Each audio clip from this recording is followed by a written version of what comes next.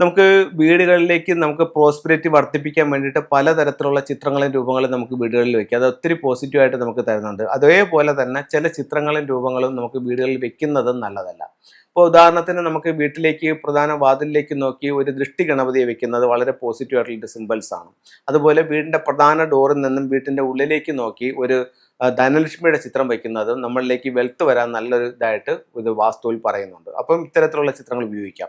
അതുപോലെ ശ്രീഹരിനമ്പുരയുടെ വടക്ക് വശത്ത് ഒരു വെള്ളച്ചാട്ടത്തിൻ്റെ ചിത്രം വയ്ക്കുന്നത് നമുക്ക് തൊഴിൽപരമായിട്ട് നേട്ടം ഉണ്ടാക്കും. ശ്രീഹരിനമ്പുരയുടെ കിഴക്ക് വശത്ത് നമുക്ക് ഒരു മെഡിസിൻ ബുദ്ധയുടെ ചിത്രം വയ്ക്കുന്നത് നമുക്ക് ആരോഗ്യം മെച്ചപ്പെടാനായിട്ട് നല്ലതാണ്.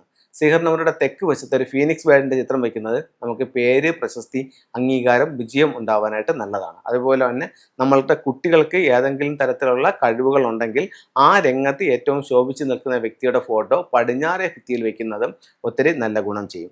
അതുപോലെ തന്നെ ആനയുടെ ചിത്രം പടിഞ്ഞാറ് വശത്ത് വയ്ക്കുന്നത് നമുക്ക് ബുദ്ധിപരമായിട്ടുള്ള വളർച്ചയ്ക്കും നമുക്ക് കൂടുതൽ അറിവുകൾ ഉണ്ടാവാനും ഒക്കെ ആനയുടെ ചിത്രവും നമ്മളെ സഹായിക്കും. അതുപോലെ വീടിൻ്റെ പ്രധാന വാതിലിൻ്റെ ലെഫ്റ്റിലും റൈറ്റിലും തുമ്പിക്കൈ ഉയർത്തി നിൽക്കുന്ന ഒരു ആനയുടെ രൂപം വെക്കുന്നത് നമ്മൾ ചെയ്യുന്ന ഫീൽഡിൽ ഏറ്റവും മുന്നിലേക്ക് നമ്മളെ കൊണ്ടുവരാനായിട്ടും ഇതും സഹായിക്കും. അതേസമയം നമുക്കൊരു വീട്ടിൽ യുദ്ധത്തിൻ്റെ ചിത്രങ്ങൾ, അത് കഴിഞ്ഞിട്ട് ഇറങ്ങിയ വാളിൻ്റെ ചിത്രങ്ങൾ, തോക്കിൻ്റെ ചിത്രങ്ങൾ, കരയുന്ന ചിത്രങ്ങൾ, ഉണങ്ങി നിൽക്കുന്ന വൃക്ഷത്തിൻ്റെ ചിത്രങ്ങൾ, അങ്ങനെയുള്ള കെട്ടി നിൽക്കുന്ന വെള്ളത്തിൻ്റെ ചിത്രങ്ങൾ, ഇത്തരത്തിലുള്ള ചിത്രങ്ങൾ വയ്ക്കുന്നത് വളരെ നെഗറ്റീവായിട്ടുള്ള ഫലങ്ങളാണ് തരുന്നത്. അപ്പോൾ ഇത്തരം ചിത്രങ്ങളെ പരമാവധി വീട്ടിൽ നിന്ന് ഒഴിവാക്കേണ്ടത് ഏറ്റവും അത്യാവശ്യമാണ്. അതുപോലെ തന്നെ നമുക്ക് ഒരു മാൻ, ഒരു മയിൽ, ഒരു കൊക്ക്, അങ്ങനെയുള്ള സിംഗിളായിട്ടുള്ള ഒരു ഡക്ക്, അങ്ങനെയുള്ള സിംഗിളായിട്ടുള്ളത് വെക്കുന്നത് നമ്മുടെ ജീവിതത്തിൽ നമ്മൾ ഒറ്റപ്പെട്ടു പോകാനുള്ള സാധ്യത വളരെ കൂടുതലാണ്. അപ്പോൾ അത്തരത്തിൽ എന്തെങ്കിലും വെച്ചിട്ടുണ്ടെങ്കിൽ ഓരോന്നും കൂടെ വെച്ച് തന്നെ ജോഡിയാക്കേണ്ടത് ഏറ്റവും അത്യാവശ്യമായിട്ട് ഫംഗ്ഷനിൽ കണക്കാക്കുന്നുണ്ട്. നമുക്ക് ചില ചിത്രങ്ങളിലെ രൂപങ്ങളിലേക്കും ചില ഫംഗ്ഷൻ ടൂൾസുകളിലേക്കും നമുക്ക് പോകാം. വിദ്യാഭ്യാസപരമായിട്ട് ഉയർച്ചയ്ക്ക് വേണ്ടിയിട്ട് ഉപയോഗിക്കുന്ന ഒരു ടൂളാണ് ഇതിനെ പഗോഡ ടവർ എന്ന് പറയും. പഠിക്കുന്ന കുട്ടികളുടെ ടേബിളിൻ്റെ വടക്ക് കിഴക്ക് ഭാഗത്ത് പഗോഡ ടവർ ഉപയോഗിക്കാം. ഇത് ക്രിസ്റ്റലിൻ്റെ ബ്രേസ്ലെറ്റ് ആണ്. ഇത് ധരിച്ചുകൊണ്ട് പഠിക്കുകയാണെന്നുണ്ടെങ്കിൽ വിദ്യാഭ്യാസപരമായിട്ട് നമുക്ക് ഉയർച്ച ഉണ്ടാക്കാനായിട്ട് നല്ലൊരു ടൂളായി ഫംഗ്ഷനിൽ ഇതിനെ കണക്കാക്കാം.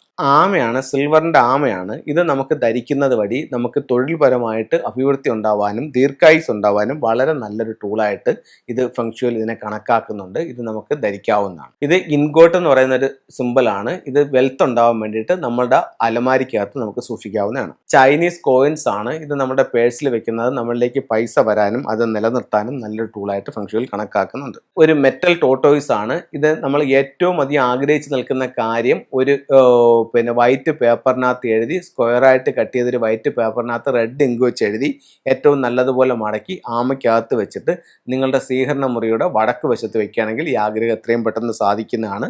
ആഗ്രഹം സാധിച്ചതിന് ശേഷം ഇത് ആമയെ എടുത്ത് ഒഴുക്കി കളയാം. അത് വളരെ റിസൾട്ട് ഉള്ള ഒരു ടൂളായിട്ട് ഫംഗ്ഷനിൽ ഇതിനെ കണക്കാക്കുന്നുണ്ട്. അപ്പോൾ എല്ലാവർക്കും എല്ലാ ഇഷ്ടങ്ങളും ഉണ്ടാവട്ടെ എന്ന് പ്രാർത്ഥിച്ചുകൊണ്ട് നിർത്തുന്നു. നന്ദി, നമസ്കാരം.